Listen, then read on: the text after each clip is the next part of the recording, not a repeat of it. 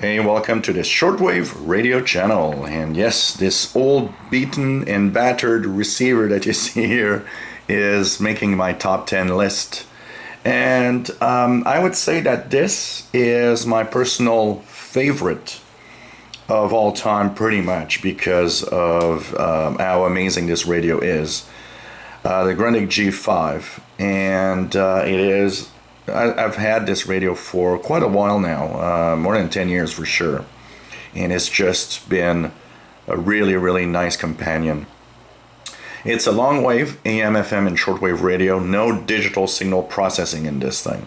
It's really a general analog radio with PLL digital display, dual conversion receiver so that images don't exist. 700 memories. It has single sideband. It is a general coverage. That means it doesn't have any gaps in the frequency coverage, so you can tune in pretty much everywhere what you want. It is an amazing performer. Overall, shortwave, super sensitive. Medium wave, very good.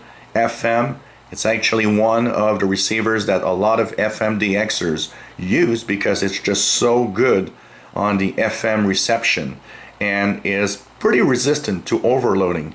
I've got a lot of FM, really strong FM signals here, and this radio really is amazing on that. It really just is resistant to the overload.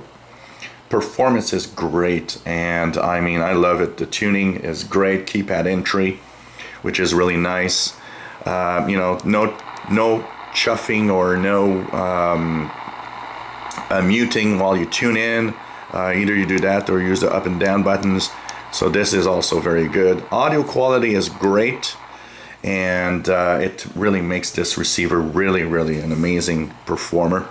Of course, it is a single sideband capable receiver. Of course, no separate upper lower sideband, no center notch on the button, the BFO button. So it could make it a little more difficult to tune in to or really have a precise frequency when you're tuning single sideband signals, but still it's a very good radio.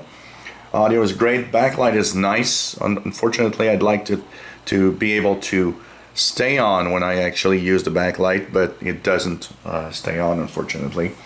A wide narrow button for the bandwidth available. So here, wide and narrow.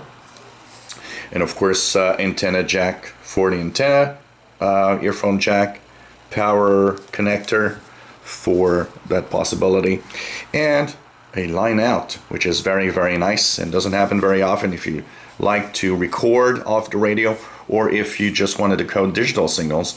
A line out is always a lot of fun because it doesn't mute the audio while you're actually trying to decode digital modes. Uses 4 AA batteries, and it actually doesn't consume that much. AA batteries are actually lasting quite a long time. Good battery life.